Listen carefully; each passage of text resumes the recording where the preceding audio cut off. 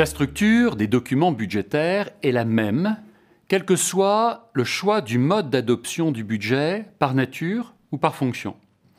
Cette structure est importante également pour le comptable. Le compte de gestion préparé par le comptable doit s'adapter en effet à la même forme que le budget primitif ou le compte administratif en fonctionnement et en investissement. La structure des documents budgétaires comprend 4 parties. La première partie comporte des informations générales sur le budget qui contient des données de nature statistique, telles que la population, la longueur de voirie, des informations fiscales, on y trouve en effet les éléments concernant le potentiel fiscal de la collectivité, on y trouve également des informations de type financière, on y retrouve les ratios, notamment financiers, de base, de richesse ou de pauvreté des collectivités. La deuxième partie du budget permet une présentation générale du budget, constituée d'un tableau relatif à l'équilibre financier, de la balance générale, ainsi que, pour les budgets votés par fonction, une récapitulation par groupe fonctionnel des crédits engagés. La balance générale est un document récapitulatif de l'ensemble des chapitres budgétaires ouverts par nature qui distingue les opérations réelles des opérations d'ordre. Ce tableau permet d'analyser la situation financière de la collectivité, notamment de vérifier, de s'assurer que les montants de recettes sont identiques aux montants de dépenses. La troisième partie est subdivisée en 2 sections. Une section de fonctionnement, une section d'investissement. Elle permet notamment d'apporter des précisions utiles quant aux modalités de vote du budget par l'Assemblée délibérante, par chapitre, par article ou par article spécialisé. Cette partie permet également de délivrer des informations concernant le montant des crédits proposés par l'exécutif et votés par le conseil municipal par section.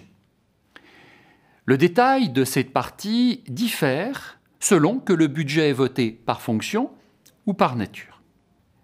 Enfin, la 4e partie du budget contient ce que l'on appelle des annexes. Ces annexes permettent de compléter l'information des élus et des tiers par la production de plusieurs états portant notamment sur des éléments liés au personnel ou à la dette. Quelles sont ces annexes? On y trouve tout d'abord la présentation croisée par fonction. On y trouve l'état du personnel. On y trouve la liste des concours financiers aux associations. On y trouve également, notamment, l'état des immobilisations de la collectivité. Enfin, la dernière page du budget comporte les signatures des élus et la date de transmission du budget aux représentants de l'État pour contrôle de légalité. Les instructions comptables M14 pour les communes et les EPCI, M52 pour les départements et M71 pour les régions imposent par ailleurs un contenu très strict dans chacune des 2 sections de fonctionnement et d'investissement.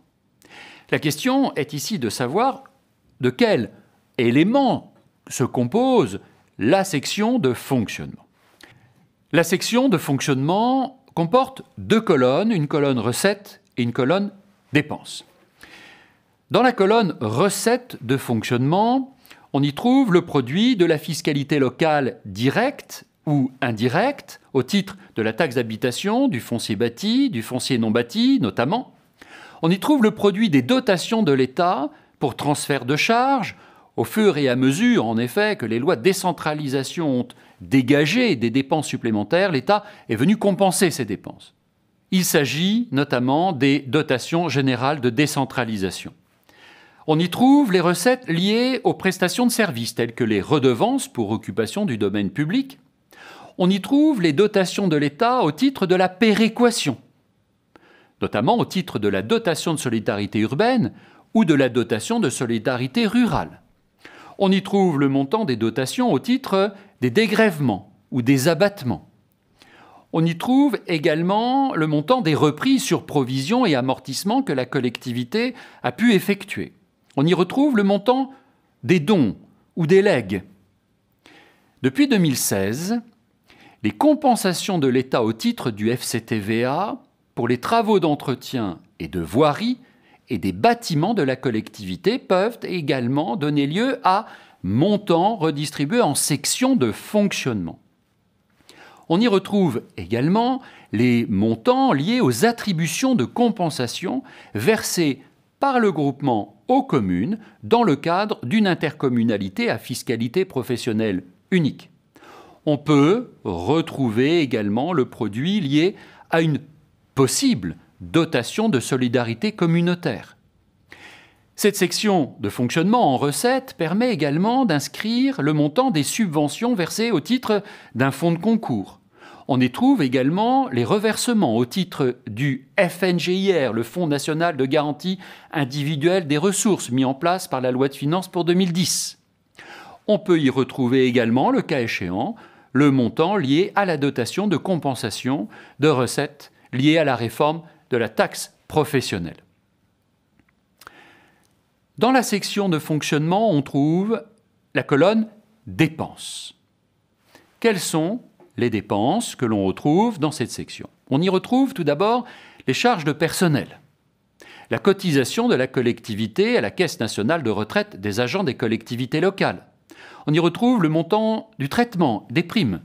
On y retrouve également le montant de l'entretien des bâtiments de la collectivité territoriale, le remboursement des intérêts de l'emprunt, les indemnités et autres frais.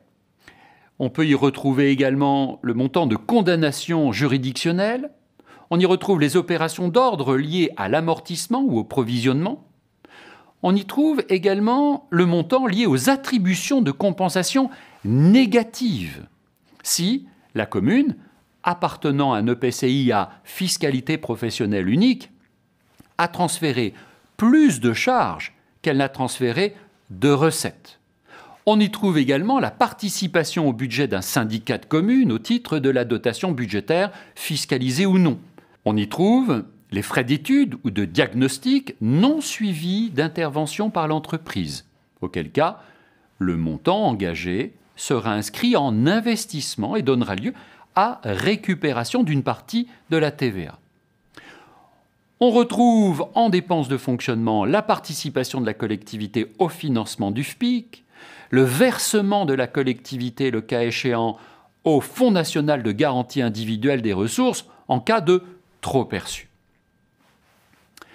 Qu'en est-il de cette deuxième section qui est la section d'investissement? De la même façon, on y retrouve deux colonnes, une colonne recettes et une colonne dépenses. En matière de recettes d'investissement, seront inscrits dans cette colonne le produit des emprunts contractés, le montant des subventions de l'État, au titre notamment du Fonds de soutien à l'investissement local ou au titre de la dotation d'équipement des territoires ruraux.